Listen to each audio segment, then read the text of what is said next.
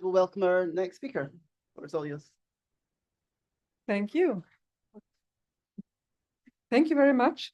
I am Susanne Hoffmann, and I'm now presenting a new project that I launched last year, actually, on the background of a multidisciplinary approach. First, there was the IAU, who wants to name stars because of the discovering of more and more exoplanets and distant worlds and so on. And they want to name stars with indigenous and historical names of stars, constellations, all sorts of asterisms that we find. But they do not have a real repository where they find all this data. And that is a little bit of a problem, because then they do not know where to get the names from, which they need for the naming strategy. So the first approach was to look into the Stellarium repositories, and also to create some, or to look at some other data repositories that had been created before by other people in the humanities. And for instance, there was a database created in Vienna by some amateur astronomers called Ancient Skies, the Ancient Skies project. And we now wanted to build something similar, or actually to use this project, which did not really clearly work out as it should have. But the idea was to use the data from history, from the ancient European or West Asian history, to start the project, because there's a lot of data that we have already. The cuneiform people, the archaeologists, already made some dictionaries, like dictionaries that are written in books, on cuneiform names in the sky, star names, constellation names, and so on. And this started in the middle of the last century with a book, a dictionary by Felix Gößmann, called Planetarium Babylonicum. So it's actually a dictionary of cuneiform names, but he called it Planetarium Babylonicum. And this name was somehow inspiring for us to name our new project now Planetarium Babylonicum 2.0 in the digital age. And there's another sort of an updated version of this book by a Russian scholar, Gennady Kurtik, and with a team in Jerusalem under the leadership of Professor Horowitz, we created yet another update for this Babylonian dictionary. That had been done before 2020, or roughly around 2020, we were about to finish this project. And we, as a trained planetarian, a person who works in planetariums, I also always wanted to share this knowledge with the broader public, and tell the public that, you know, the constellation names that are currently used in the International Astronomical Union are actually Latin names and may have a Greek origin, but the Greek culture is not, you know, a standalone culture as it's typically considered, but it's a huge mixture. There are Babylonian influences, Egyptian influences, and all sorts of influences from all over the world. And I wanted to tell the public that this is not, you know, one culture that, you know, occupied the whole world then with their sort of knowledge. And I published several papers and also created some dome visualizations for dome planetariums. But then I joined the planetarium team, the Stellarium team, because this is actually a software that can help us distribute this knowledge to a broader audience without going to each and every planetarium all over the world individually and apply the same data and adapt it to different sorts of software depending on where you are. And Stellarium actually already has a huge repository for cultural names, some more reliable than others. So we can connect these two repositories, so the data that we had been collecting in the humanities and the data that other people had been collecting in all sorts of cultural studies. And we created several additional sky cultures over the course of the last few years.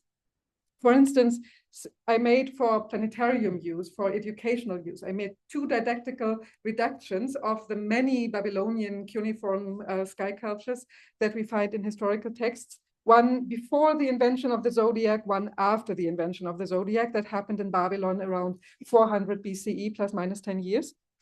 And these 2 sky cultures were, of course, made by me with the help of other professors on cultural astronomy or archaeology. For instance, Professor Krebenik in Jena, Professor Galberg in Oklahoma, Professor Hunger in Vienna, and many other colleagues. So this is not my own, it is my own work, but also peer-reviewed, consulted by other scholars in the field. With an Egyptian colleague in Jena, I'm based there in the computer science department. We went to Egypt, and there I met some Egyptologists excavating there and consulting me in creating an Egyptian sky culture, at least for the artifacts that we find there.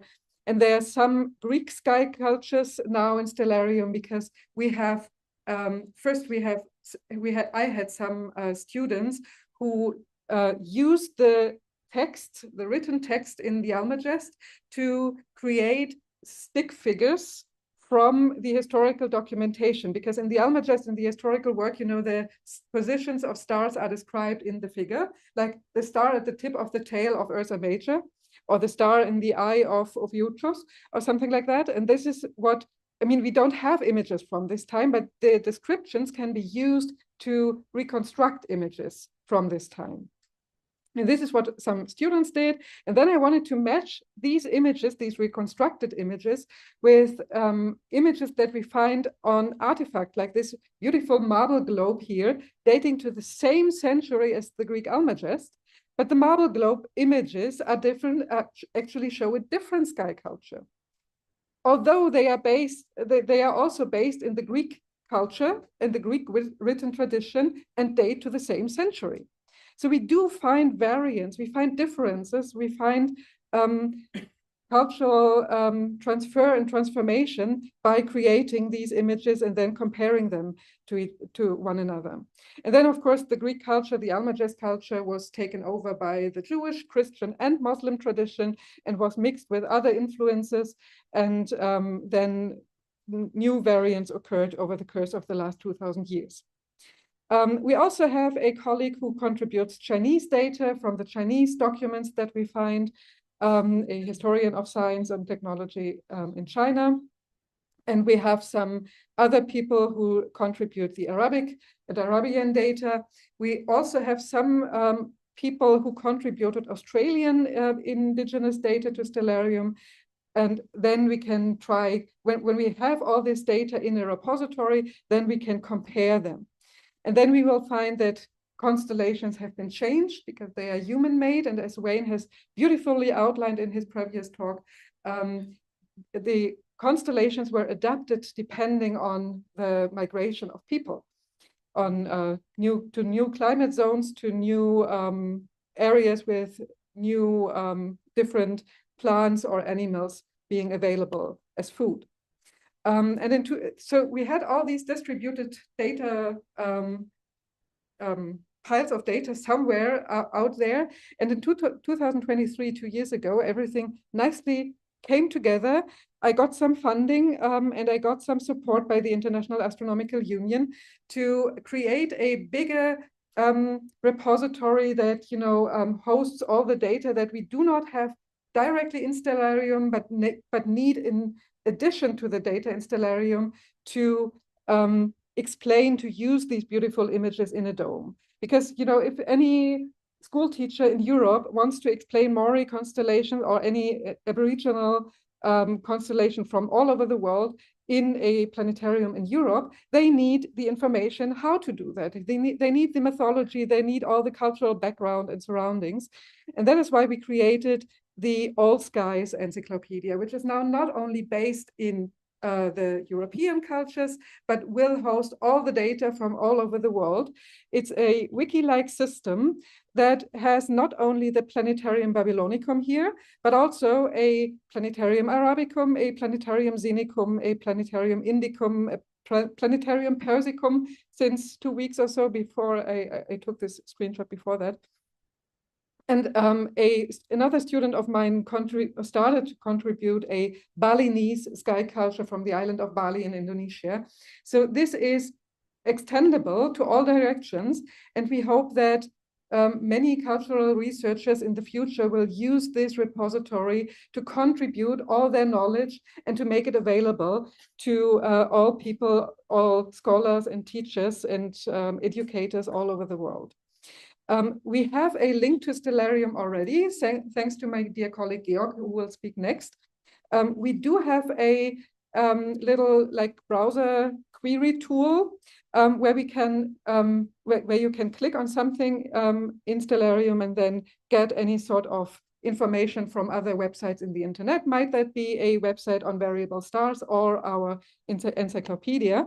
And we do have also a very nice contribution by some students of mine. My Balinese colleague made a sky culture maker, which may hopefully ease your lives as cultural astronomers to contribute your data to Stellarium and to the encyclopedia. This sky culture maker that she made, she has a poster over there, you can look at that, runs in the browser.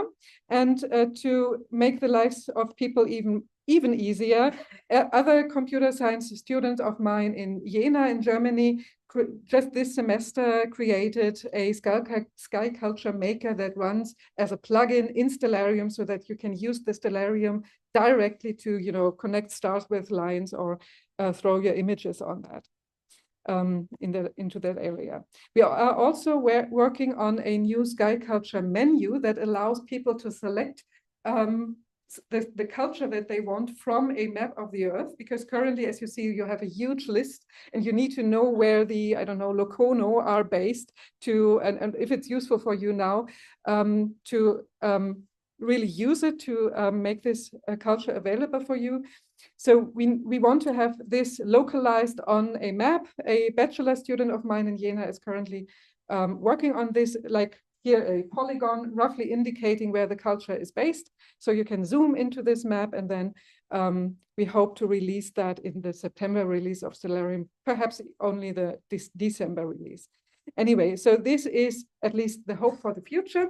And then also, of course, currently the data is hosted, stored at the University of Jena in Germany, where I am currently a guest scientist. So this contract will expire in the future. And I need to find a more permanent, I just found a permanent host. So I need to transfer the data. Then I need also to mirror the data to other servers on other places on the Earth. For instance, to China, where I have a contract for that already. And other places, we need to link it to the, this is the intangible heritage. We need to link it to the tangible heritage with Clive Ruggles portal.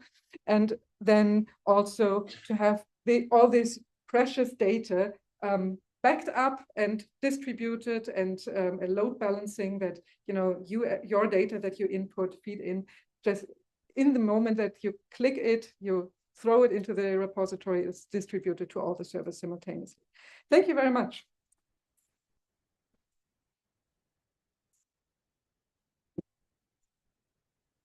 Thank you. Does anyone have any questions?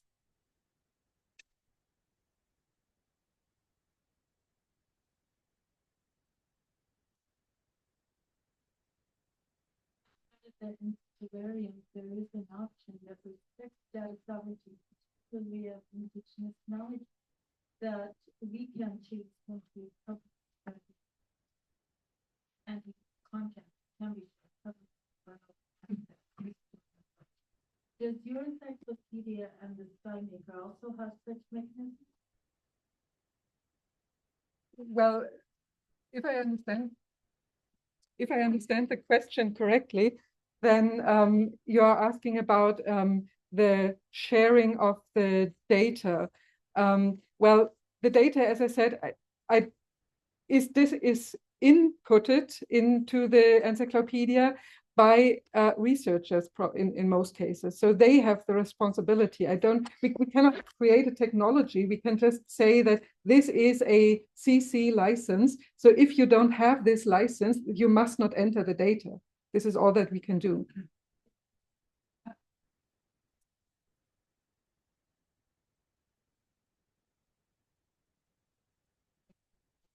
As a teacher, can I access this information, or I have to subscribe? Or No, absolutely no. You can. This is freely available in the net. I don't give the URL here because it's a very complicated URL, because it's like sing.fmi.unijena.de. So it's a bit longish, but I will distribute the link, as I said, later this year with a more beautiful human memorizable name, like something like encyclopedia.exoplanet or something like that, because of this virtual machine installation, because it's not in the final state yet. But it's freely available already, so you can search for All Skies Encyclopedia, and at least Google finds it. I don't know if all search engines really do find it. Yeah, in Google it comes up at the top. But if you use, Baidu or Yahoo, I don't know if all search engines find it.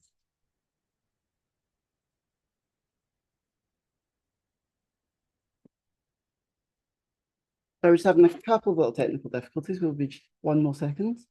One more question over here. Yes, thank you. My name is Cynthia Duran, the International Outreach Officer Office. I have a question. So this year, we had one of these contests that we opened as I do to the public to let the participation of the general audience in the naming of the star. This usually doesn't happen. There's like many rules, as we all know. But sometimes we have these kind of exercises, and we open this open call for people to join and suggest names. So we got a lot of indigenous names from different parts. And there was something that I noticed, which was really interesting. There is a lot of interesting people naming indigenous names, which is great. But we also noticed that because we don't control who suggests this kind of knowledge, doesn't necessarily mean that the person who's suggesting understands what it means. So my question is, because this kind of thing is not just about translating words, it's mostly about understanding what they represent and what they mean. Is there a tool, because I understand this is mostly about technology, is there a tool within your research or what you're presenting that we as institutions can add up, so that when we use it, we can add these different parts so that we share this other kind of knowledge with the people who are using, so that we don't go and suggest things just because we think, oh, it sounds great. Oh, the description, it tells like this is a brave word, an incredible word. We want to use it, but maybe it means something else. Maybe it doesn't represent what we're saying. I try to briefly answer this question. So there are 2 different layers of the problem. The first problem is the research problem, that the researcher needs to collate all the information, like the etymology, the cultural significance, and so on. And this is what is our responsibility as researchers to include or not include into the encyclopedia. So if it is for the public, if it may be used by other people, then the original the culture of our origin, then it can be included and made publicly available, that all teachers all over the earth can use it. The next step is making it, incorporating it into a new culture that is created by the IAU. And this is a completely different problem. And this may or may not be stated. So if the IAU draws from this repository, then we need to address this problem. But this cannot be done by the researcher. Hopefully they provide us with this information, but yeah, that's another level of problem that we do not have a strategy yet how to really appropriately deal with. Thank you very much. And our next speaker, Georg.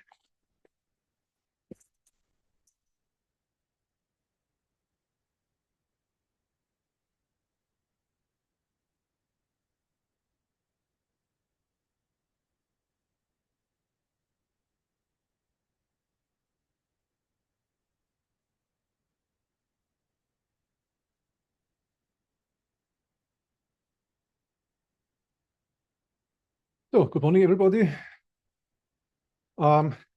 As probably the one who is responsible for one of the most favored tools here, let me introduce a new development that we have been doing for Stellarium. But before we do that, let's have a brief view where Stellarium is used elsewhere. And I couldn't believe my eyes when I saw somebody from the team who was responsible for commissioning the Vera C. Rubin Observatory made us a plugin to visualize where the telescope is pointing and how the sensor field works. And you see Stellarium running in the control room of the Vera C. Rubin Observatory. So this is pretty spectacular. This image was in the New York Times. Here you see this fantastic sensor field. The plugin can also visualize other things, but I digress. And if you're interested, it's in the latest version. It's really, it was a super pleasure and super honor to be involved in this huge observatory. Now, over the last like 15 years, you saw me developing virtual archaeoastronomy, doing all kinds of different things with 3D stuff, with extending Stellarium options for archaeoastronomy. But now let's do something different. In all these years, I enhanced planetary position of Earth orientation, and so on. And finally, at the last Oxford conference, we were able to celebrate version 1.0 after 22 years of development. And yes, indeed, Stellarium has started in the year 2000, so it's 25 years old now. Would you believe that?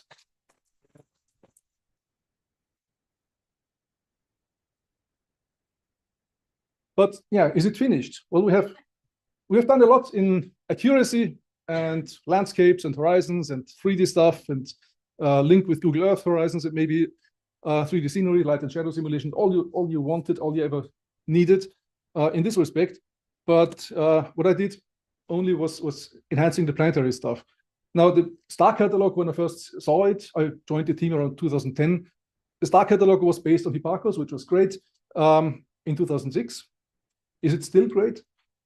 Unfortunately, some people found out that there is a systematic error in the star catalog, and we had to do something about this with the proper motion. So if you went back 5,000 years, some stars were not at the place where other software would render it. And anyway, shouldn't we just switch over to the Gaia catalog? Yes, somebody. Is there anybody? Volunteers? Go forward. And finally, there was a volunteer. Fantastic job done by Henry Leung just late last year. And we now have a catalog that's based on Hipparcos and Gaia that does all the things we ever wanted: proper motion, annual parallax of stars. You see binary motion, 61 Cygni, the two components rotating around each other, and the binary stars is floating among the other stars. And every star now has a label, so the Hipparcos number. You know, in the previous versions, you just saw star, unlabeled, unnamed star. Now you have every star named with the Hipparcos index. So many thanks to Henry Leung. But yeah, the main topic of today is Stellarium Skycultures and what we did to render the worldwide aspects of cultures, how cultures use the sky with their constellations. So as we know them, there are patterns formed by stars, imaged figures in the sky to provide orientation in time and space and help other things, and also present, of course, mythological aspects. All this accompanied with text that gives some explanations. And you know what Stellarium did so far? We have the official interpretation of a constellation is just an outline of just an area given by the IAU. Now, amateur astronomers have come to know these stick figures in the early 20th century. Similar stick figures have been around in Chinese sky cultures for many centuries now.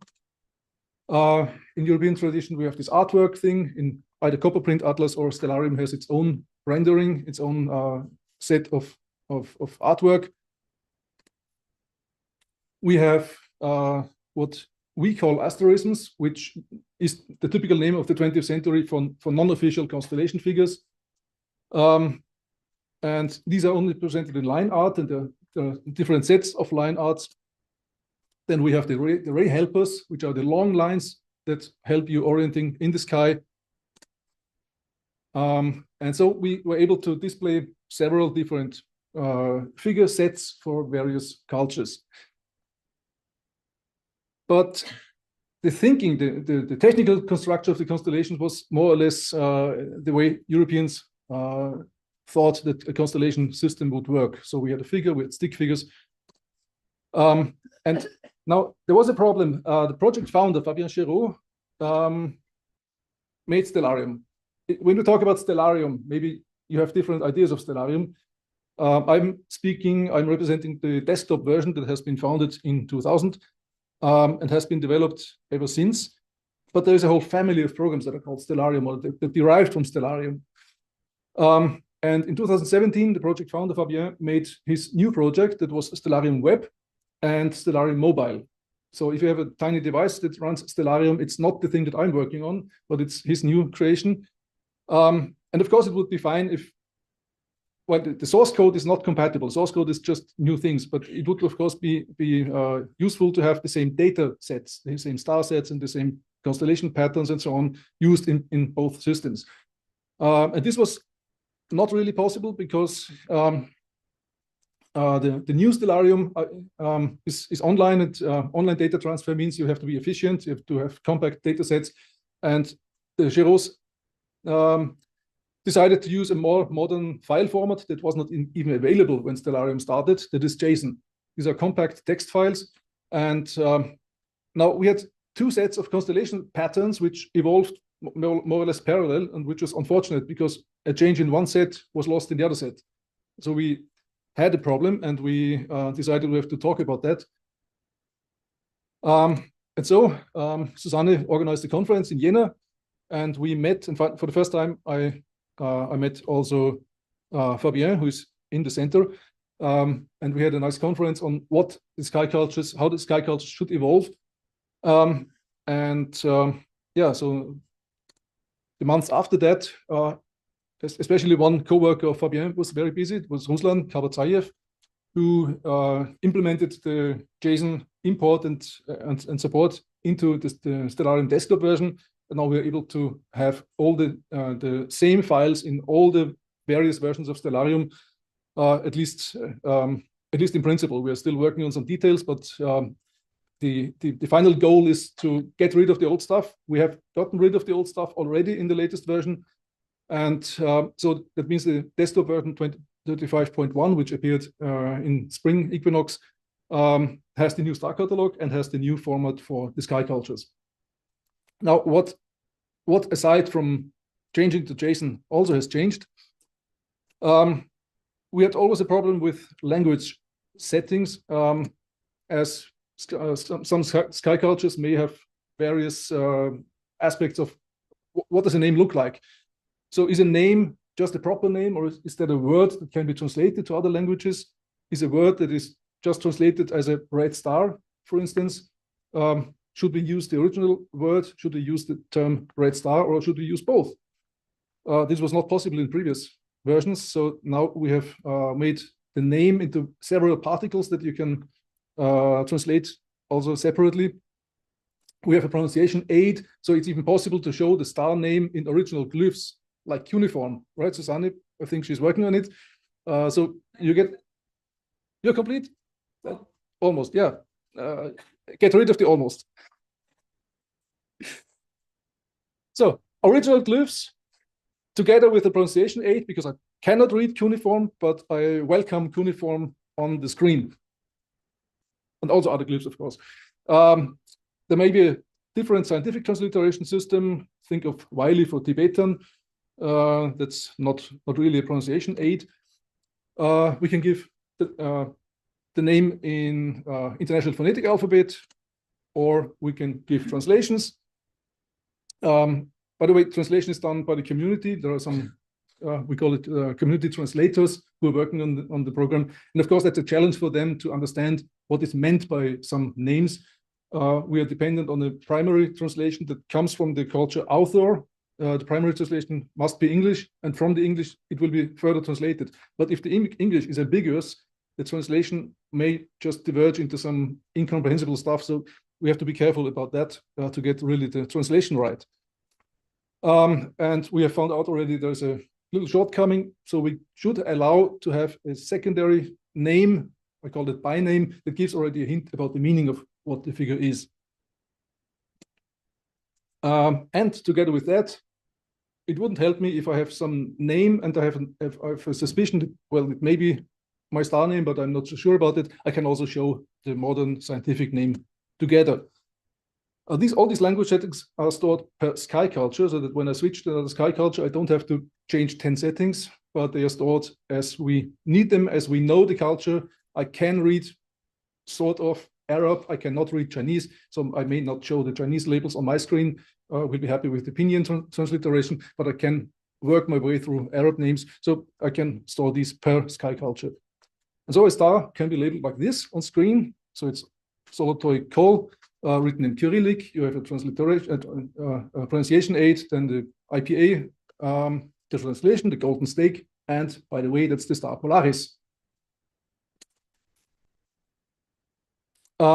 We have a new feature that is constellation areas. Susanne was very interested in getting this to work. You know, the IU borders, but it may be interesting for some historical work when there's a text that says some object or some event was visible, some guest star appeared in the vicinity of this and that, that we can show approximately where this may have been. Like this interesting example of the supernova of 1054. A long request, zodiac. We were a bit scary about the zodiac because, you know, all the misinterpretation of and misuse of these figures. But when it is a cultural thing, of course, and some sky cultures have it, some don't. So this is the Western zodiac. We have the Indian zodiac that works with precession. We have the Indian lunar stations, the nakshatras. We have also the Chinese lunar stations, which are a longitudinal an equatorial system defined by 28 stars. There may be others. I'm not sure about the Arab system. I need a better description for that, but this should also come pretty soon. Yeah, we have new features. The dark constellations, they're just outlines. They are not formed by chain of stars, but chain of coordinates only. And we've also single star constellations. That means it's one star that's just encircled and labeled with a name. So this is how it looked like. Some of us are going to see approximately this scene next week. For cultural things, I remind you of my calendar plugin, 37 calendars so far, maybe still growing. And there are certainly other things that we just don't know. We are only program developers with some knowledge about historical astronomy, but we don't know everything. So if there are things, we can have Mercury, Venus as morning star and so on. Lots and lots of other stuff we can say. And if it's not inside, it's maybe in the Oases, so we have a link to the Oases as well. Yeah, if you have ideas, and especially if you have ideas for funded projects, please contact us. We're more than welcome to help you and to collaborate with you. Other than that, I thank all our backers and sponsors. This work would not have been possible without them. So thank you. Thank you, Georg. Very exciting. We have lots of questions. Trevor in the back.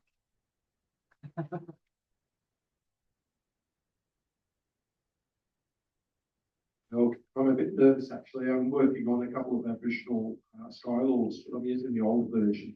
Shall I continue with those and then transfer it over later, or shall I just stop what I'm doing right now? Well, there is a converter for the old files, for the old file format. Ruslan has made a translator that works pretty well. Okay. So just keep working on what I'm doing. Yeah, convert that and then fix the latest outcome. And it's all the format is very well described in the user guide.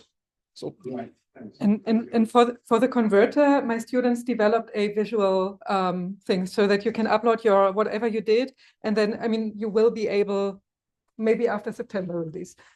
okay, so I'm looking forward to the new development also from your side. Yeah. Oh.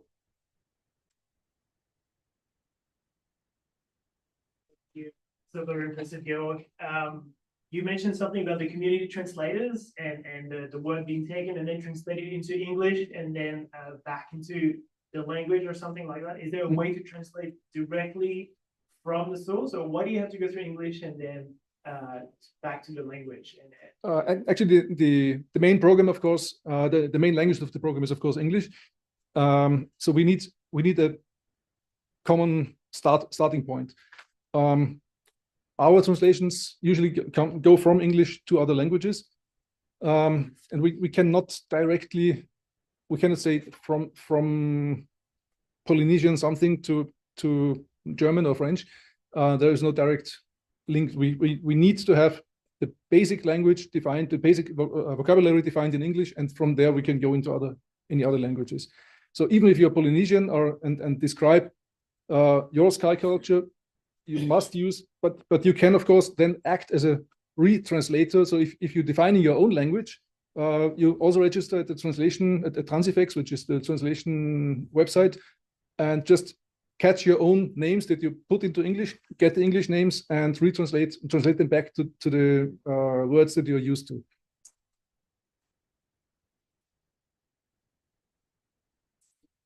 Second Prem, do we have anyone online?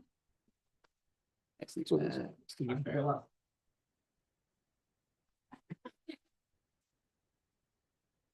Just in regards to the different texts, especially in regards to stuff like cuneiform, most software, most computers aren't going to have this as symbols programmed into their system. How are you getting around that? Well, we are, I guess we're going to face this problem in September when Unicode is finally coded. So every language that's available in Unicode, basically, the source text is Unicode, and you have to have the right fonts installed. But how this is really going to work out, that's a good question. I think we will face some issues maybe in fall with next, as soon as really rare languages are being input in Unicode. Because not everybody has the characters, that's right. Okay. Thank you.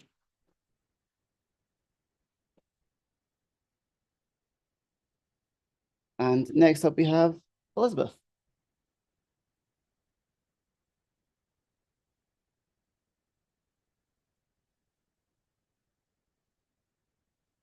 Okay.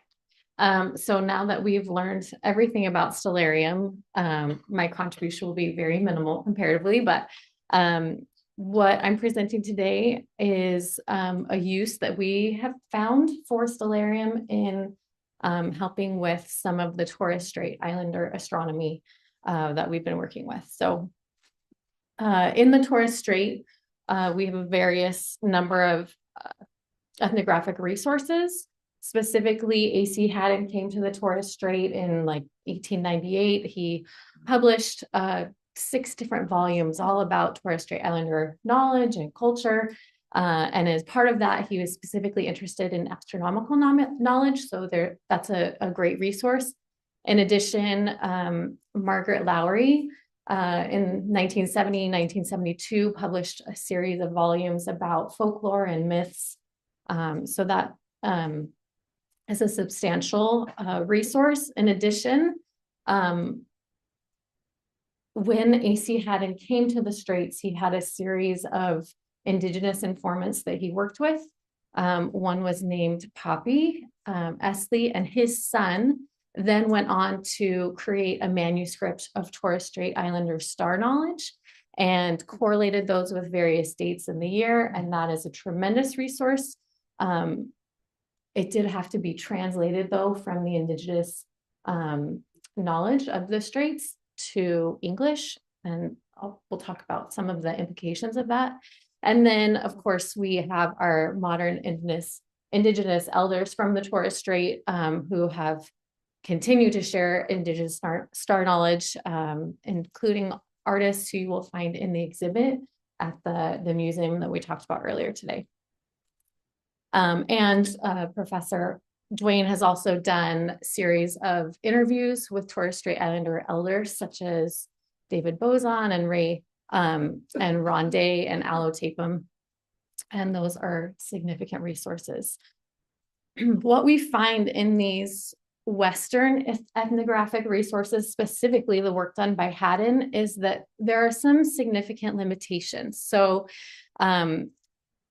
there's obviously a limitation of written language to be able to express and convey the very dynamic, multi-layered indigenous knowledge that we're trying to express in written word, which is never adequate for everything that's involved in that. And we also find that Torres Strait Islanders, many of them no longer live in the Torres Strait. They've immigrated to Australia and other parts of the world. And so we wanted a way to somehow help perpetuate this knowledge in different ways besides just with the limitations of writing. There's also limitation, like I said earlier, in translating Esley's notebook. There are some limitations with translation. And as great as Haddon's work was, he was not an astronomer. And so sometimes in his associations of stars and names, they're not accurate. And part of that also is due to the fragmentation by using a Western cultural filter. So he had different priorities of what he considered significant, and then he assumed the stars that these people were talking about must match with the stars he considered most important. And so that is a significant limitation in the ethnographic record to be able to discern which stars really were the stars that these people were talking about. In addition, with Haddon's work, he was only in the Straits for a very limited amount of time, and he's trying to record stars that appear year round. And that is so there are many stars in Torres Strait Islander knowledge that have no association with Western identity right now. So in an effort to address some of these, just to go back some basic, I think anyone with astronomical experience here will understand what we're talking about, but we found that many of these traditions revolve around times at sunset and sunrise. And so we are referencing the heliacal rise and a chronicle rise and set. And that's just a diagram to clarify, because sometimes there's different definitions of what these mean. But those are just indicated here for a quick reference. So what we did is we went into Stellarium, and Stellarium is a great visual tool. Obviously, you can go on the computer screen and you can animate and see what's happening in the sky. But with the traditions from the Torres Strait Islanders, they were describing astronomical movement over months or throughout the year. And we wanted a way to just be able to see that in a single moment. And so what we did here is we went into the coding feature of Stellarium, and we were able to extract the position of the star at sunrise and at sunset for 365 days of the year. And then we inputted that into Excel and created a graph like the one you see here. So the benefit of this is that here you can see the blue line is the motion of the position of the star at sunrise. So in this case for Altair, the star rises in end of January, beginning of February. By the middle of May, it's now at its peak position in the sky at sunrise. And then in July, you'll find that it's setting as the sun is rising. And then it reverses, and at sunset, you'll start to see the star rising. Again, you'll see the peak position of the star in early October, and then you'll see the sun setting and the star setting in December. So this was really helpful because it also, not only did it help us identify trends of star motion over long durations, but it also helped identify times when you cannot see the star in the night sky at sunrise or at sunset. So, and because Indigenous knowledge is multifaceted, we also wanted to be able to include additional information, and many of the traditions in the Torres Strait mention specific bird migration or rainfall expectations. And so we went ahead and got the rainfall data, which relates to, in the Torres Strait, they call it the time of the Kuki, which is the rainfall season, and then the Sagar, which is the dry season. And then we also found out information about animal behavior and migration. So as a demonstration of what this yielded and some of the complications we had. So in this example, this is about Tagai, and Lowry recorded that it was the setting of Tagai's left hand that indicated the coming before the rains of the Kuki, but Haddon recorded that it was after the rise of Tagai's left hand that indicated the rains of the Kuki rainy season. And so that created a dissonance in information that was being presented. But when we graphically represented it here, so you can see the position of Crux, which is Tagai's left hand. It's the Southern Cross. And then green represents the rainfall. What you find is that here, both of these statements are represented graphically here. So Lowry was correct in saying that it was the setting of Tagai's left hand, because she is referencing the heliacal set. And then Haddon was also correct in referencing the rise of the left hand, because he's referencing the the heliacal rise. And so this was just significant to us that you could represent all of that, see it in one place, and then it made the written attempt at expressing this knowledge, it just made it make more sense to us.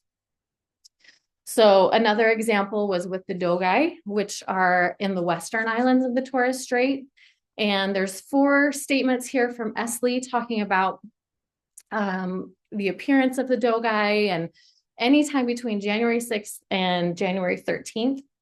But what we found when we graph it is that that is actually the time of the year when you don't see the Dogai in the sky. So between the heliacal rise of Vega is on January 26th, the heliacal set of Altair is on December 25th. And so this was just a great representation of a possible mistranslation when they translated Esley's notebook into English. It's just important to recognize that that's a possible error. The alignment of this did not quite work out. So pretend I didn't cross those words out, pretend I underlined them instead. But so here we have Keck, which is also a significant star in the Torres Strait. And the correlation in this quote from Esley is the appearance of Keck, the arrival of the dry season, and the migration of the rainbow bird. It's the Borobudur bird, or the rainbow bee eater.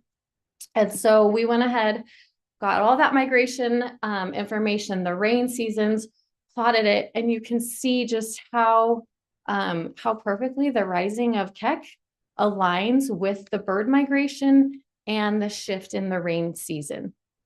So that was significant, especially because Keck is one of the stars. When Haddon saw this depiction of Keck, which was drawn by one of his informants, he assumed that that must mean that it was Sirius or Venus because of the way it's depicted and all of the flourishing, when in fact, we can see here that it's Achenar. And so this was just another example of how we could filter out some of that Western bias and understanding the connection with season, as opposed to the brightest star, and thinking that that would be the most significant to these people.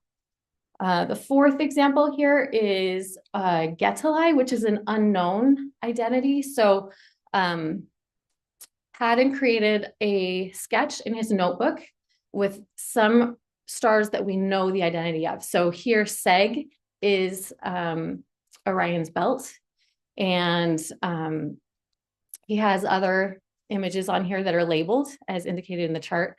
So we pulled up Stellarium as an image comparing the regions on his sketch with what Stellarium was showing us, and it just helped identify some possible identities of Getalai. We then took that and combined it with this information from Haddon, which talks about the rising of Kek, the Borobudur, and Getalai is part of that as well. So we took the three, I've done it with many other possibility star identities as well, but so this is the Beehive Cluster, the Rosette Nebula, and Coma Berenices, and you can see, given the criteria that Haddon indicated, in this case, it looks like possibly the best indication would be Coma Berenices, as opposed to some other suggested identities. So in summary, it was just how these, the information from Stellarium and the graphical representation of this data can help allow us additional ways to visualize knowledge, especially for people who are not in the straits, trying to understand the descriptions and correlations in the indigenous knowledge. It is a possible way to help identify additional star identities, and it can help us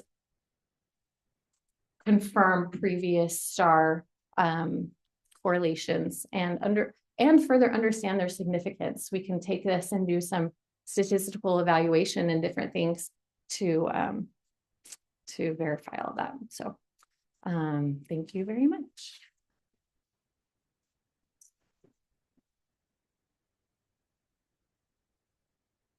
Jarita has a question. Okay. Now I'm nervous. If Jarita has a question. You should be. Oh, good.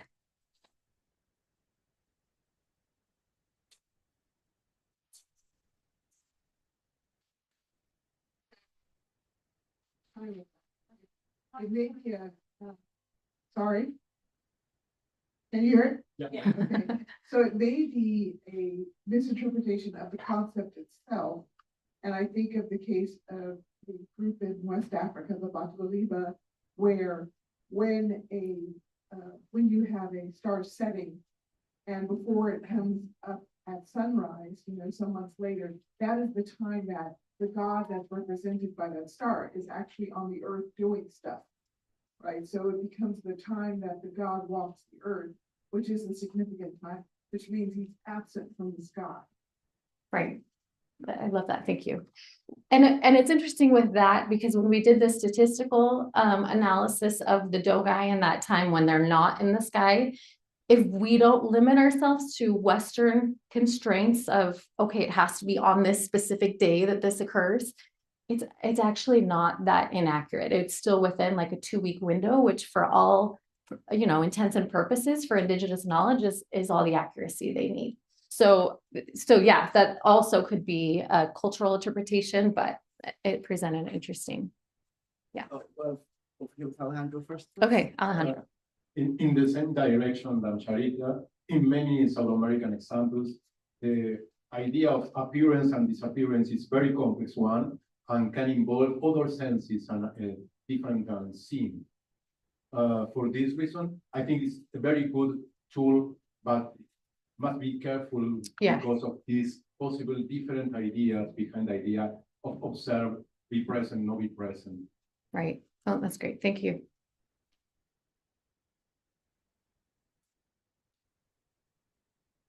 Yeah, fascinating talk. Thank you. One of the things I didn't mention in my talk was that we've documented in India, also in Maori culture, it takes 100 to 200 years for a change to take place in astronomical systems. We've got Haddon's material of over 100 years ago. I'm wondering if there's any indication of change that you're documenting in the contemporary cultures of the astronomy that you, Dwayne, and others are studying at the moment. Yeah, and so no is the answer to that. So Esley's notebook, Haddon's records, they're all of the same time period, probably within 40, 50 years max.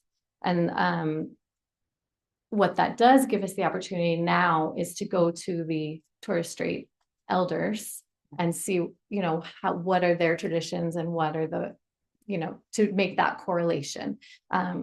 Unfortunately, sometimes what Professor Hamaker is been seeing is that because Haddon recorded the star knowledge in, 1898 or whatever, many Torres Strait Islanders take that as fact, and it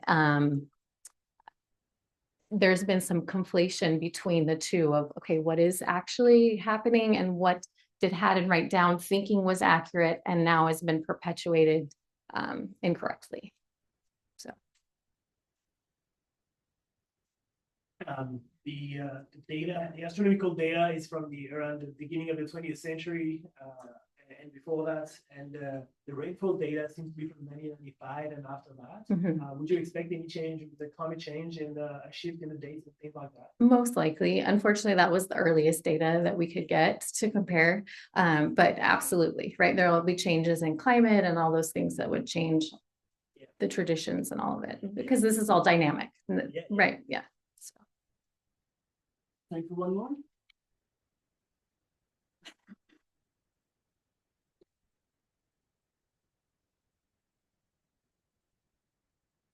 The people of validation regarding Stellarium, just a basic question. Many astronomer students in Malaysia use the Stellarium to compare and validate their own astronomical programming data, either using AstroPi and Skycultures. So may I ask the question about what are main astronomical algorithm or models that Stellarium use to compute this coordinate based on the study? And is there any documentation or references that explain the exact model or computational models that use, especially for the education research in cultural astronomy, just to compare the data from the past sky background with this present sky background? Thank you. Yeah, I don't know that I know best how to address that. Maybe we can talk about it later. Yeah.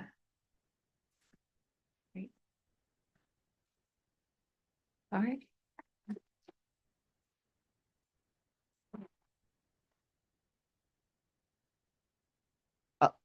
Next up, have Kazuhiro. Thank you. So how I can actually move this on to next one? Yes.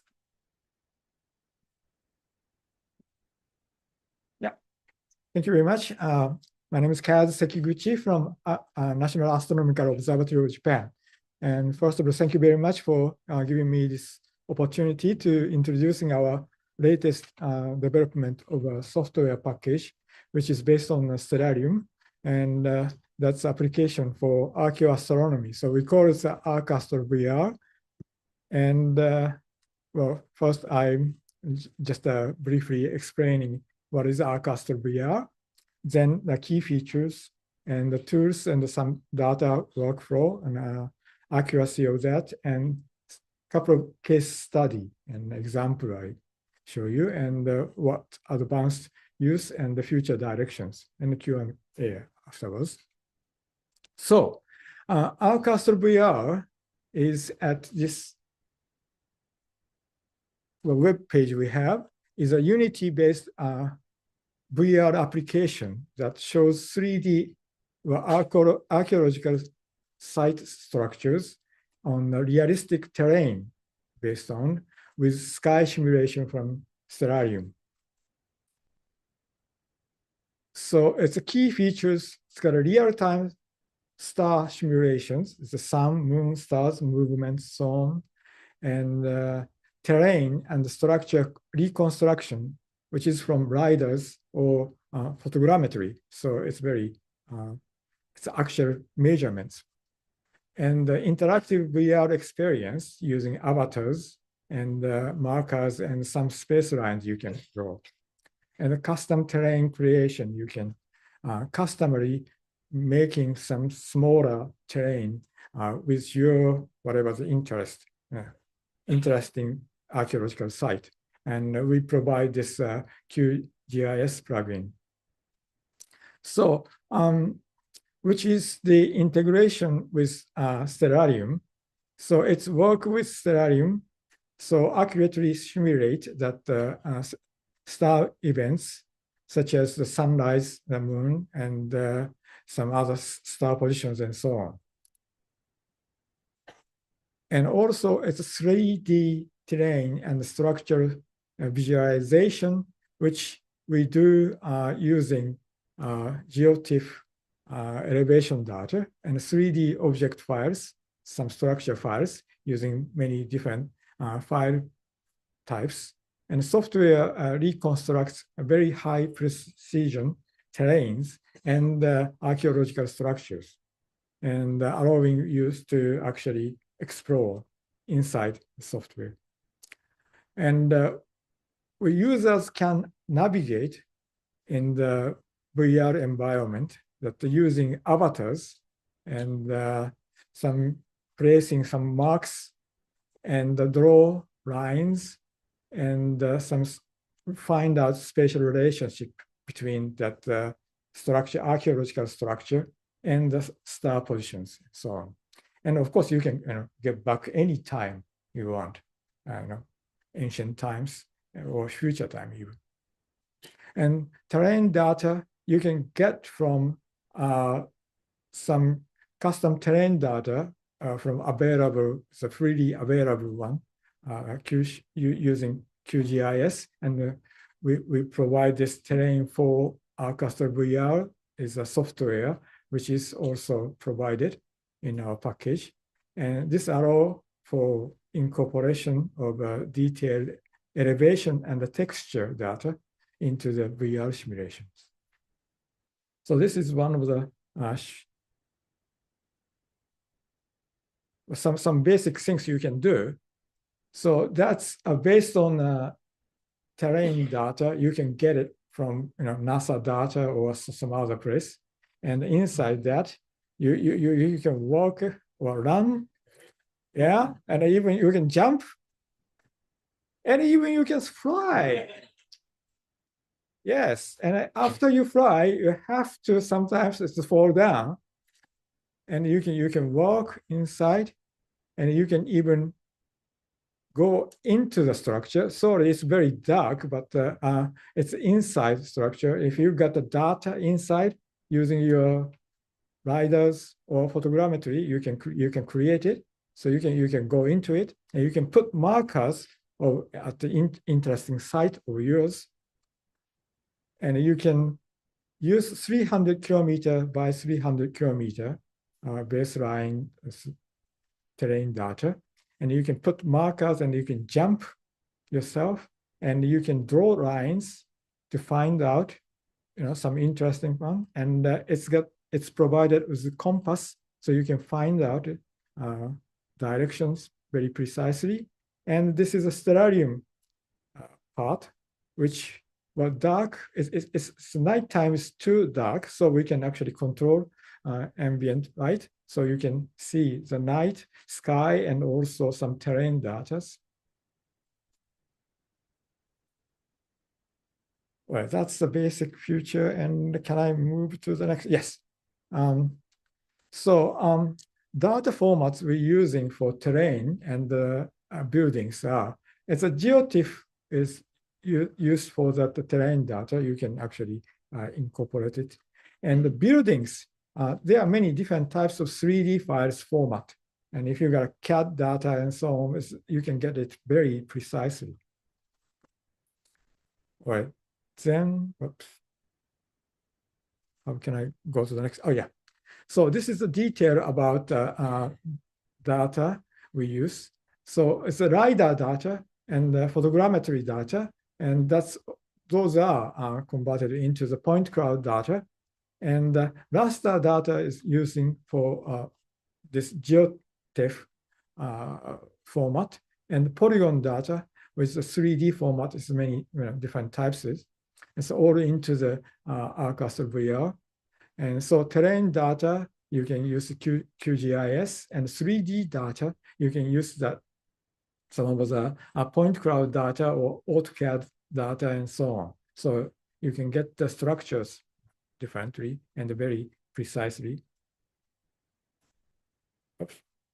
Why it's not moving? Next. Oh, yeah. And also inside arcAstro VR, we collected many terrain collections, like also rectification and also spherical collection and geoid model we introduced, and some optical corrections, and some of optical refraction and other things. That's provided. And the terrain data and structure data, it's actually the 3-layer things. The base, we have a 300 kilometer square data, which is a 24.4 meter mesh data. And above that, you can create your own smaller area terrain data by real measurement by the riders or something like that. And it depends on how accurately you want. You can put 0.1 meter, well, 10 centimeter mesh or 10 meter mesh. And the 3D model is a polygon data, which all the buildings data is in it. So this is a sky reproduction part. That's from Stellarium papers explaining it. So we use Stellarium, remote control plugin, and skybox tiles, and the functions to transfer Stellarium sky image into arcAstro VR and display it. All right, and also there is an option you can use session data. Session is a it's actually here is a web page of Session World Terrain that gives you free of charge. You can actually download wide field terrain data. It's basically satellite data, but many people also adding that. And also there are some other data, Plateau and OpenStreetMap, and that's a Japanese one, but it's providing basic terrain data free of charge, and you can incorporate, download into arcAstro VR to use it. And of course, it's a VR, it's a virtual observatory, virtual reality application. So you can use head mount display, which is all these type Oculus type things and so on. But this one requires Windows with OpenXR and a very good latest GPU if you really want good movement. And it's got the 6 degrees of freedom movement and VR control with a user interface and teleport or joystick movement you can use. Yeah. And how accurate this one is, this depends on Stellarium. So it's a standard model is a width of 87 and accuracy within 1 arcsecond of Mercury, Venus, and the Moon Earth system, which is plus minus 4,000 years from AD 2000. So you can go back to 2000 BC or somewhere. And of course, Jupiter and other Uranus and Neptune. Of course, it's I don't think any ancient people saw this Uranus and Neptune by naked eye, but you can collect that one too.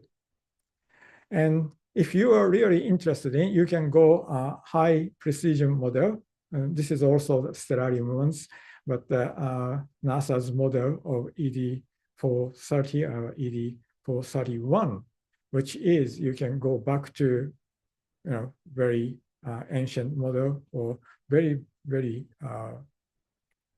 far back, more than 10,000 years or so if you want.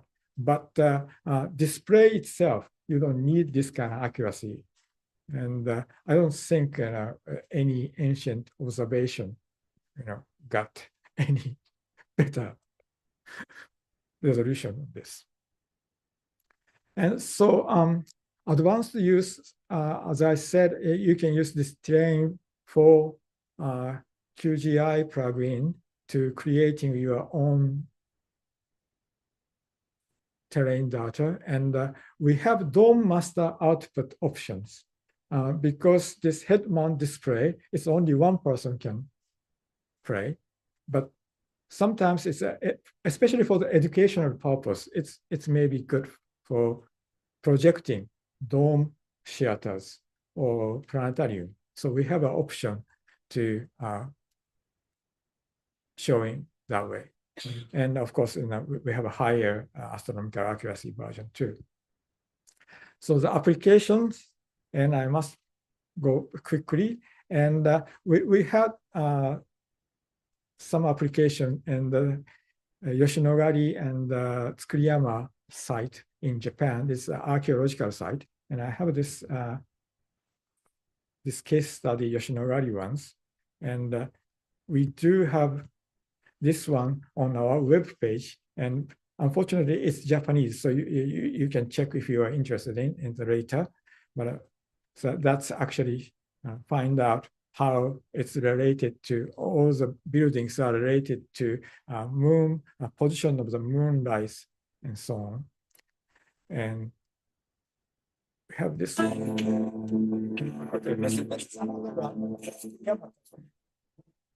It's Japanese.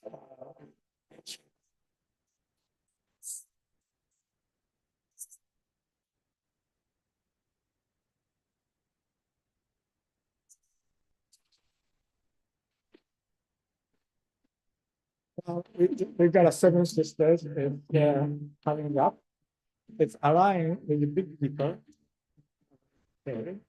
So the ground is showing it's aligned with the Big Dipper. And it's not good, but for the 420. And then we found out it's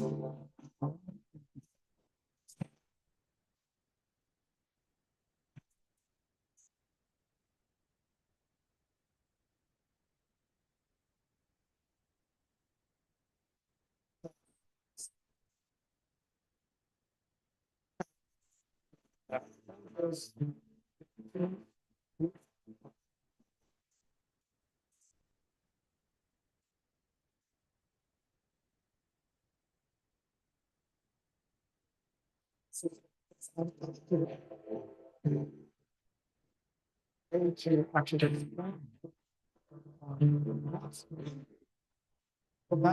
it's not right.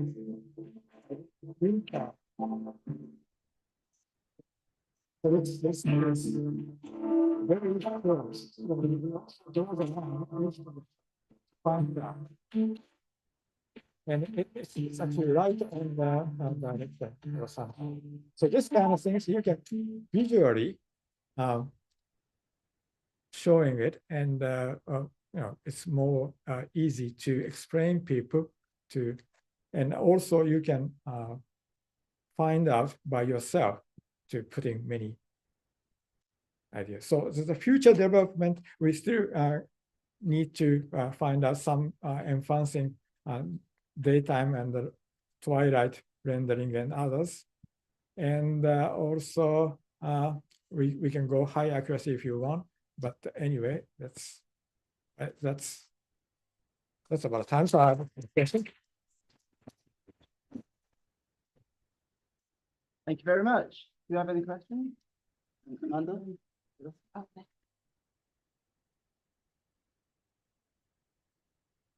Thank you so much for this amazing work. How many sites do you have in the database? Stars. That's sites, archaeological sites. We now have 2 sites in Japan, and we are working on Teotihuacan in Mexico, and also some other site in Mexico as well as the Mesoamerican ones. Yes. What about the pyramids? Are you thinking to exclude them? Not just Egypt, other places around? Yeah, those are the ones we have, but there is a one in Vietnam, some people working on it, and we're just providing, this data where you can download. So I actually don't know who is working on what, but yes, we are mainly working on the Japanese side and the Mesoamerican ones. Awesome. Same question to the Professor, for you. Do we have an access for our students as a Oh, yes, for yes. professors and students? Yes. Is it free or we need to subscribe? No. It's free, completely free. You can go to that web page and you can download and start using it. Wonderful. And we also provide some help by email or sometimes just a.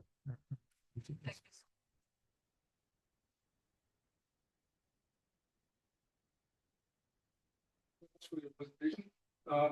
We found your software last year and tried it, of course. Yes. The last video, sorry for this very technical. The last video indicated that you may already use the live sky mode with stuff. Yeah. Have you? Oh, no. Because it's sunrise. Or have you made it time lapse? Yes, time lapse. Yes. Further to the previous question, I got the impression earlier that it's easy, possible, for people to upload other sites to that. Is that true? Is it easy if we take our data on a different site? Yes. Upload it? Yes. Okay. Yes. It's no problem. You can create your own site, your interest, and also you can recreate some of the archaeological site already destroyed or something. You can reconstruct and see if it's how it's functioned back in whatever the time is. Yes. We'll put one more at the back, and that'll be us.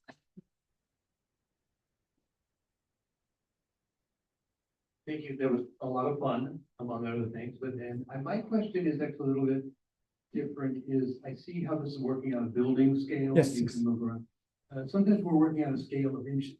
Mm-hmm. I mean, just really, really tight. Is there a way to put your point of view inside the avatar, or I mean, how do you get down to a very, very tight scale?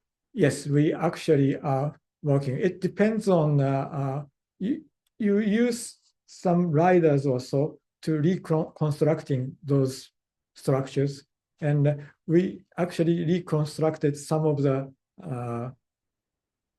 pyramid. It's a Mesoamerican pyramid and inside structure, and avatar go into it, and because it's very tiny space, and we had a problem with the avatar actually hitting their head or something. So we made it smaller and go into yes, you can create and you can do that. We have an avatar. Yeah, if you want, yes. Thank you. No. I thought I bring my headset this time, but I got too much things to carry anyway. So Thank you very much.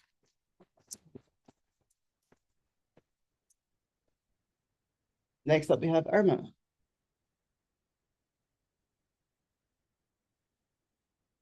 Good morning, everyone. I feel nervous. My name is Irma. I come from ITB Astronomy Alumni Association from Indonesia. And today I will present our work about using machine learning to interpret the insight into Borobudur celestial relief. Yes, I will start with introduction to Borobudur Temple. Borobudur is a Buddhist temple located in Magelang, Jawa Tengah, Central Java. It estimated built around 9th century, and then Borobudur have 2,972 relief, and in 1991 Borobudur listed as UNESCO World Heritage. And on the right picture, this is a picture we took when during the collaboration research between Indonesia and Thailand. And then this is the blueprint of Borobudur. We mark the location of celestial reliefs. The relief consists of crescent moon, sun, and seven circle. All the relief located in the 4th level. This is the 4 relief on the north, and then this is the 1st and 2nd relief. Both of them consist of crescent moon and and sun. And then this is the another two relief in the north, consists of circle and crescent moon, sun and crescent moon, and then the other one consists of crescent moon, seven circle, and sun. This is the other relief in east side, and then we focus our work to make the interpretation about this relief located on the north, crescent moon on the west, and seven circle at the center, and sun on the east. Why this relief is so interesting? Because there are many interpretations. Is it Ursa Major connected to the outrigger boat, or is it Pleiades because it is important for the farmer, or is it 5 planets, sun and moon, related to the Buddhist transcription, or simply told of many stars with no specific meaning? Where there are several interpretations, because there is no evidence, and our traditional culture rely on oral tradition, and there is a lost period of Borobudur. There is several studies to support this idea.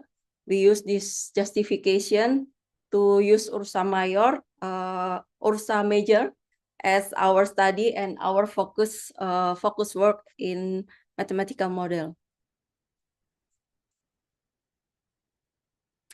And then we train the model to determine the configuration of crescent moon and seven circle, whether the pattern like relief that we look for appears in the sky, and then when was the configuration appears. And we compare the result trained by the model with proper astronomical calculation and Stellarium.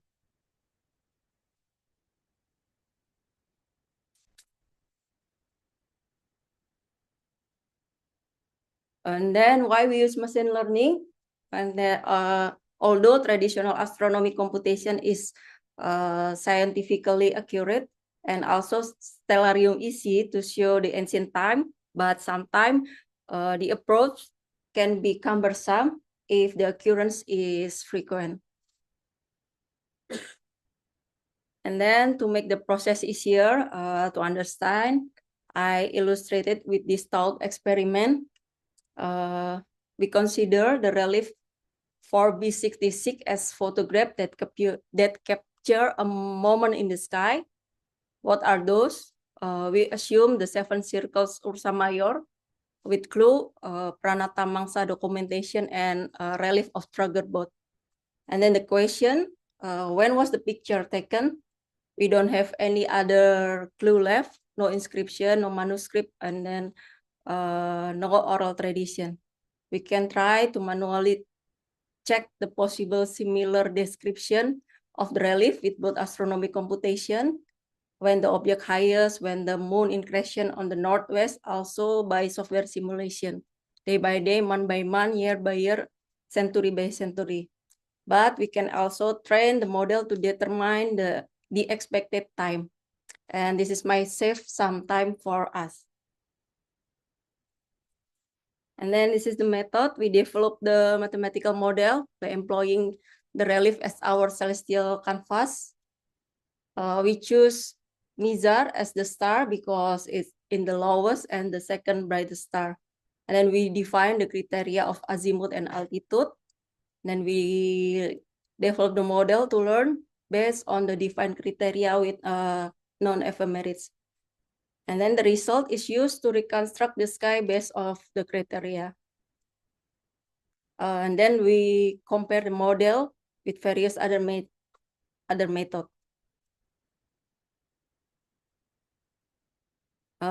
We choose the sequential data modeling using recurrent neural network.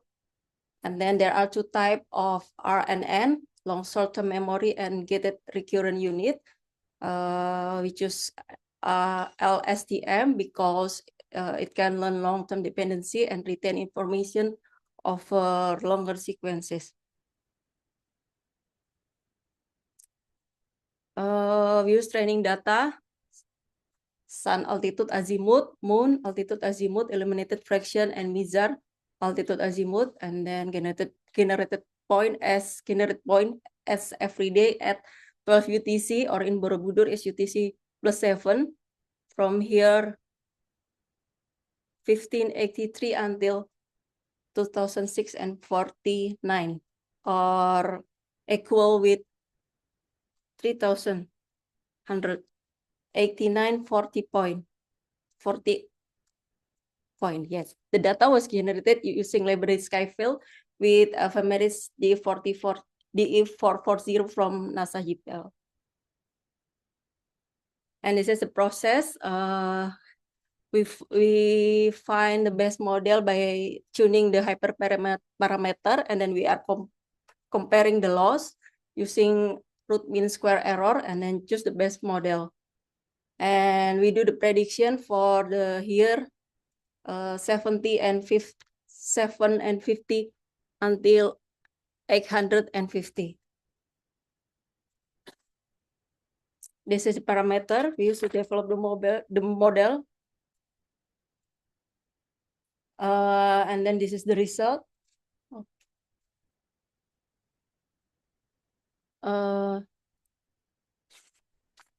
This is the result. We still get a big error, almost 20 degree in moon azimuth and mizar azimuth.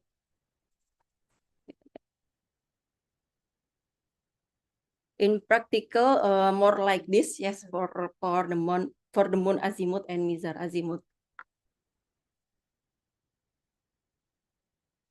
Oh, I'm sorry.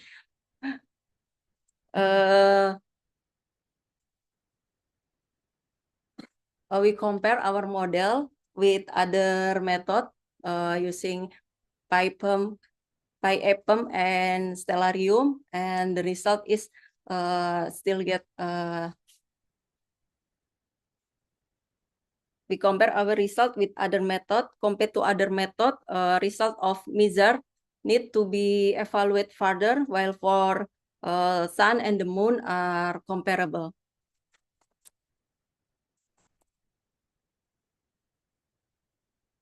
And the conclusion is, first, LSTM algorithm still produce larger error compared to manual computation, tuning parameter to find the best model to give smallest error. And then the resulting error is considered large, specifically on moon and mizar in azimuth direction. We keep this mathematical discrepancy as important information, but we consider the limitation of data analysis approach can be improved, while other results still comparable with other approach. Machine learning approach with cautious use can be used to re-examine and reimagine the view and interpretation astronomy situation view by the people of that period, and this view is developed by non-astronomy user, fast without astronomy technique and without programming knowledge. And this is our future work. We want to improving the result train model, and then retraining the model with Pleiades and the planets. And then we also have project on Borobudur virtual reality during the night time on different epoch.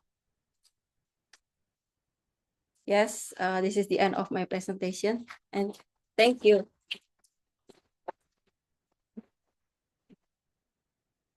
Thank you very much. Do you have any questions?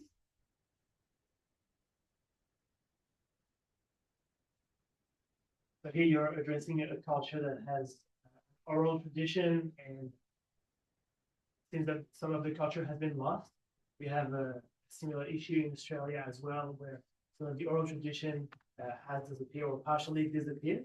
And something we tend to do is to look into neighboring culture or neighboring tribes, neighboring clans, to see if there's possibly some overlap amongst cultures.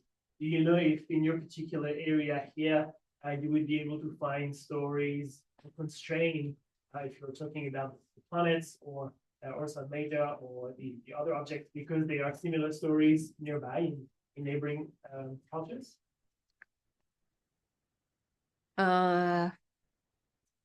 My partner in this research, he study about this ethnoastronomy. Maybe he can help me to answer the question.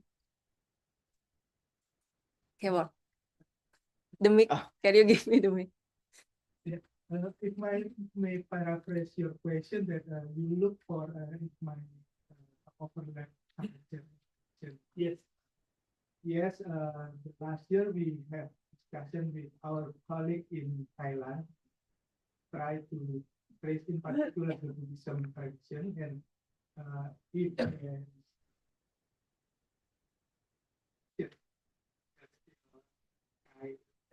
yes, I think it's all open program that we can collaborate.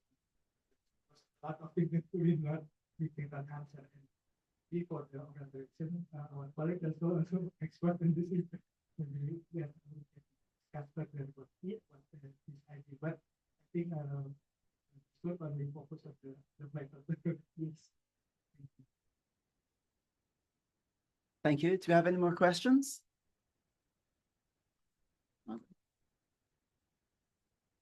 I thank you for the talk. Do you have any kind of cultural or contextual support for the hypothesis of some kind of picture or photography? No, we don't have any evidence about it. Thank you. Good time for one more. No. Just an announcement. This is the break for lunch. No, we have one more. Sorry. Okay. Excellent. Thank you very much. Thank you.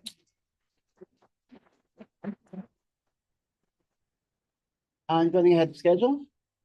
Thank you.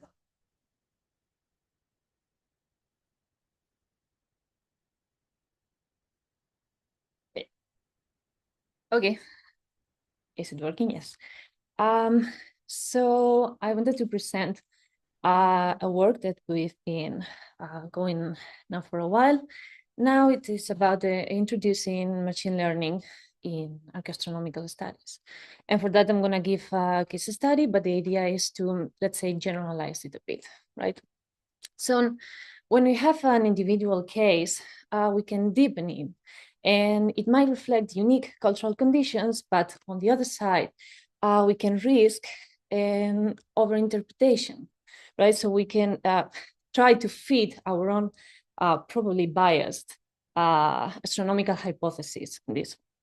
So when we have samples, then we can detect some orientation patterns, and we can compare different sites. So this is what we did, for instance, in the Sahara, where there's not a lot of archaeological evidence, and my colleague Andrea is working on the ethnoastronomical part. And we can see here that these patterns are less likely due to chance, and the moon might be playing an important role here. So here the problem is that the sample must be representative, and that we might be overlooking some local variations, right? So now what happens when the sample is too large? So this is our case study here. It's in Saudi Arabia, in the region of Medina. Here you have a vast volcanic desert, and in there we have two oases. One is Haibar and the other one is Al-Haid. And there we can find these so-called funerary avenues. And in these funerary avenues, we find thousands of these funerary structures. And they are called pendants or keyholes, depending on their shapes. So the archaeological works have been done in the last years. There's not a lot of information about it.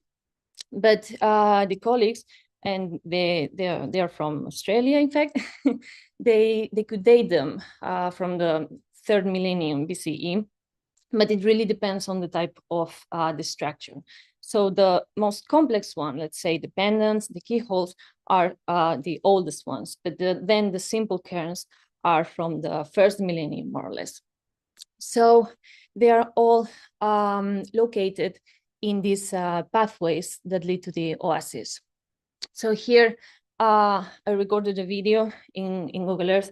As you can see, there are tons of them, and it's not something that you can do in the traditional way in archaeoastronomy, right? That you cannot go individually and measure all of them.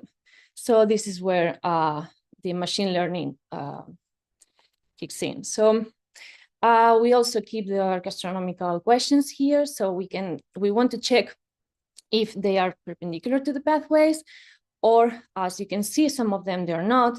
And in this case, if there is any orientation pattern that we can take from there, and if it does it relate to an astronomical target? And how is that relevant? Because we always have to put into the local culture and context. So the approach is simple. We have the big image, we split it into different tiles, and we apply the object detection deep learning model to detect individual structures and then perform an object feature analysis. So in this case, it's going to detect the circle and the lines, if there are. And with that, we can do the orientation analysis. So for the object detection, we used the one that's already done, YOLO, because it's fast, and for a preliminary analysis, I think it's good. We used around 900 structures as a training data set in Al-Hayat. And as you can see here, the model in the validation process is classifying the keyholes, the pendants, and also the circles pretty well. But the problem is with the background. And for that, this means that we need to improve the training data set with other structures that are more difficult to discern from the background. So when we go to the testing in the other side, in Haibar, what we have is that the resolution of the image is also playing a big role here. So for that, we are trying to input some resolution enhancement algorithms, and because sometimes we don't have access to high quality images to do that. Again, we need to improve a bit the training data set, because as you can see here, even for the human eye, it's a bit complicated to discern the structures. And of course, we can try other models that are more precise, but also are more time consuming in terms of computation. So for the object feature analysis, we did it in 2 different ways. The first one, what we do is take the image. I don't know why it's showing, but it's okay. And binarize it so that we only have black and white pixels. And for that, we use a Monte Carlo method to identify the circle and also the line. And with that, if we also have the terrain model, for instance, we could see also the length and of the diameter of the circle and the slope, right? So here you have a histogram with the errors between this algorithm and what we measured manually. And this is a bit improved right now, but as you can see, most errors are around 10 degrees, which is pretty nice for the low quality of the images that we have. And there it is. The other one is using and creating our own deep learning model. I'm not going to go into the details of this one, but I think you more or less can see the numbers in there, and they're pretty accurate right now. But still, we need to improve the training data set. It's very important. The good thing about this one is that it's not local as the first one, right? So we can use it in other type of structures in the future. Now, as for the archaeoastronomical part, to give you a little bit of an insight. Here is Al-Hayed, and you can see all the pathways that lead to the oasis. And on the left side, you have the azimuth orientation diagram. And you can see that we have structures oriented almost in all degrees, but we have some concentrations in the eastern part, and especially around the equinox. And if you have another look into the pathways, you can see that there is no pathway that is strictly north-south, so that the perpendicular would be the equinox. So this suggests that it might not be random, right? And now, if we move into the declinations, that is taking into account the horizon, what we can see here, compared to a homogeneous distribution, that is like a random distribution between all the 360 degrees, what we can see is that there is some pattern in the solar range, especially around the equinox, but also there can be another one around the southeast but this time could be related to Canopus. Of course, all of these we must compare it with the archaeological evidence, whatever we have, and also compare it with the results that we'll find in Hyber. So this is still in process. As a summarizing, I'm good then. The algorithm is working fine for the identification and for the orientation, but we still can make some improvements, especially if we want to generalize it. About the archaeoastronomical part, we can say that yes, most of the tombs are following these funerary avenues, these pathways, but this arcAstronomical analysis is revealing that some patterns might not be random, right? Especially the east-west part. But of course, we need some archaeological and ethnographical evidence to support our claims. So, and now about using machine learning in these things. Using these large data sets, it's allowing us for a more reliable statistical testing, so these patterns are less likely be due to chance, right? And we can use it to do some regional studies. We can do a diachronical analysis. We can compare the different types, right? The pendants, the keyholes.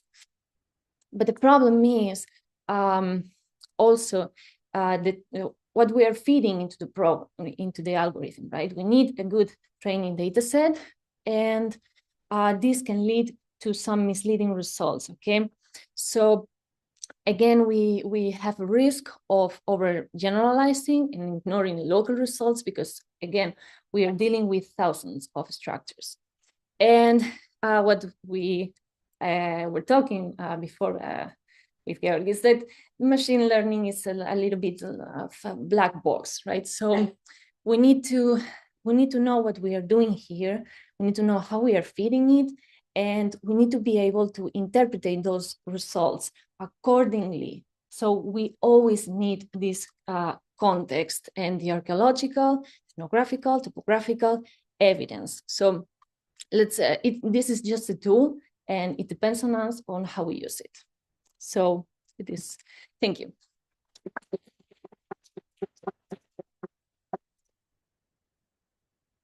Thank you very much. Thank you. Do you have any questions? Yes. Hi, great, Philip. Yes. I'm just curious, do you have any major end goals for where you want to see this technology develop towards?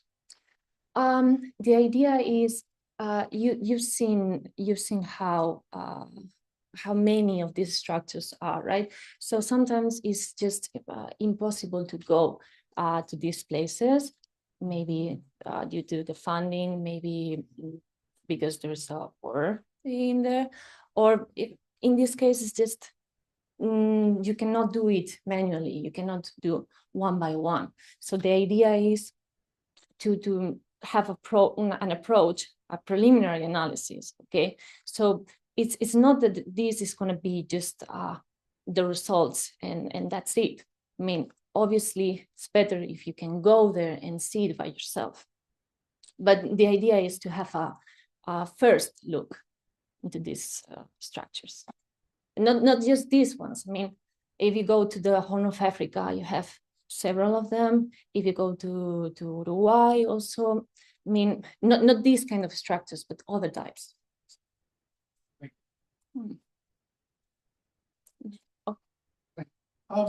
Great talk.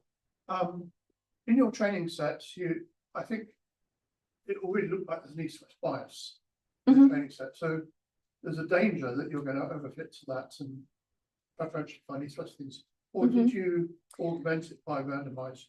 Yeah. We augmented it. Yes. We mirrored, we switched everything. Yes. Yeah. Yeah.